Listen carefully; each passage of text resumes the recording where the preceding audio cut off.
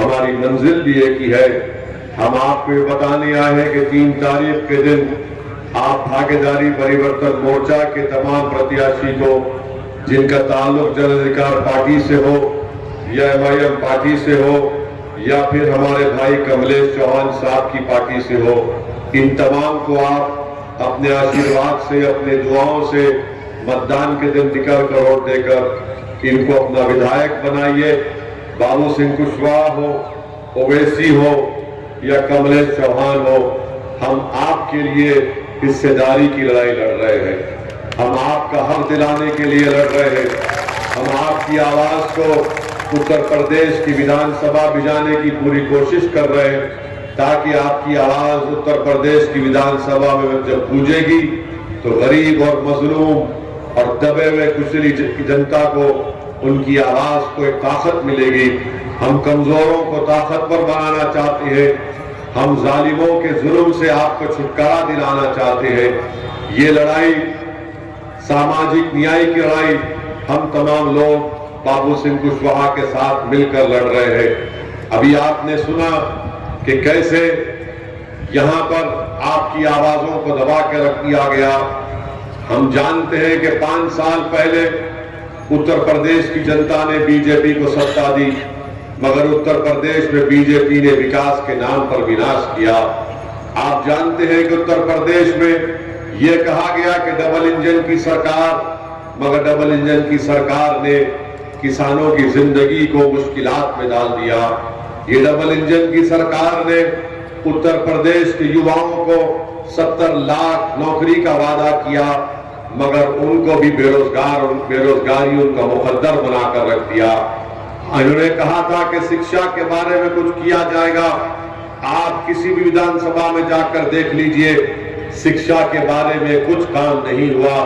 न स्कूल है, न इंटर कॉलेज है। फिर आप ये भी जानते हैं कि अस्पताल अगर है तो डॉक्टर नहीं है, अगर डॉक्टर है तो नर्स नहीं है। बाज जगह तो सिर्फ एक खंडेर नजर आता है, उस पर लिखा हुआ है कि योगी का अस्पताल। मेरे अजीज दोस्तों और बुजुर्गों, बीजेपी ने उत्तर प्रदेश की जनता को झूठ बोलकर सत्ता हासिल किया। हम आपसे अपील कर रहे हैं कि आप जानते हैं कि कीमतें आसमानों को छू रही है।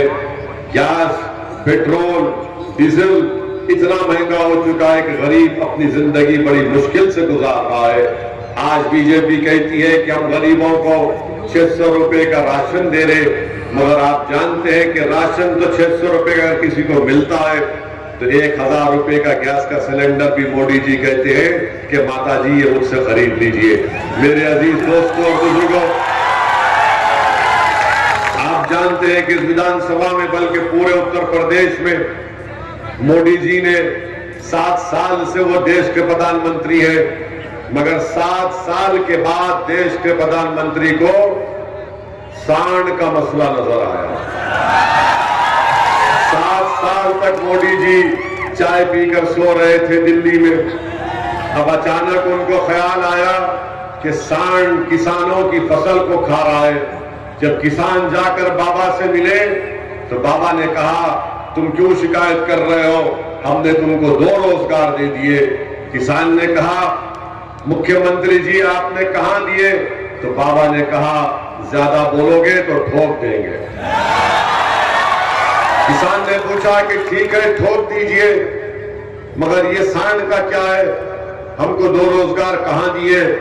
तो मुख्यमंत्री ने कहा, दिन में तुम अपनी खेत में काम करो, रात में जागकर अपनी फसल की हिफाजत करो, ये हमने तुमको रोजगार दे दिया। अब हम आपसे अपील कर रहे हैं कि जिन्होंने रोजगार के नाम पर आपको धोखा दिया, जिन्होंने महंगाई कम करने के नाम पर गरीबी आपका मुकद्दर बना दिया, आपके मासूम बच्चे और बच्चियों को शिक्षा का इंतजाम नहीं किया, वो अब आपके वोट के हकदार नहीं है। सामाजिक न्याय की लड़ाई लड़ने वाले बाबू सिंह कुशवाहा का साथ दीजिए। हमारे कमलेश चौहान साहब के हाथ को मजबूत करिए। मेरे इज्जतदार मां और बहनों, ये लड़ाई आपको भी लड़ना है। अगर आप यहां से हमारे तमाम अशोक कुमार साहब जो सिकंदरपुर के प्रत्याशी इनको कामयाब करेंगे तो मुझे यकीन है कि जनता ने मेरा नमक खाया है। आप बताइए, चौकीदार मालिक का नमक खाता है ना?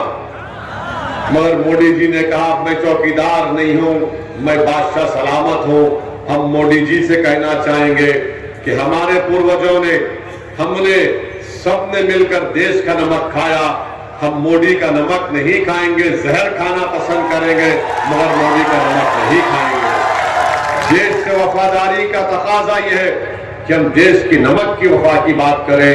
अगर कोई प्रधानमंत्री कहता है और उसको नहीं कहना चाहिए था, उन्होंने कहा कि मैंने नमक दिया, आपने नमक नहीं दिया। पेट्रोल डीजल में जो टैक्स मिलता वही पैसा है। एक मां अगर अपने भूखे बेटी को उसकी भूख मिटाने के लिए अगर बिस्किट खरीदती है पैकेट का, तो जीएसटी देती है। मोदी जी आप ऐसा जता रहे हैं कि जैसा आप अपने जेब से नमक बनाकर उत्तर प्रदेश की गरीब जनता को दे रहे हैं। आपका ये बयान उत्तर प्रदेश के गरीबों का मजाक उड़ा रहा है। आप गरीबों का मान सम्मान नहीं कर रहे, उनकी बेइज्जती और उनकी तौहीन कर रहे हैं। और इस बेइज्जती और तौहीन का जवाब आपको 3 मार्च के दिन मिल जाएगा।